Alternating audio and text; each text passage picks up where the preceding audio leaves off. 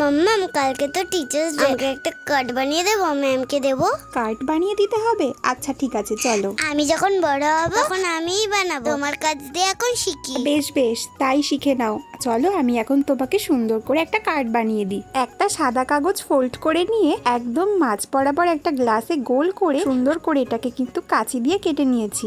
মাম্মাম এবার কি স্কেচ পেন দিয়ে ড্রয়িং করবে?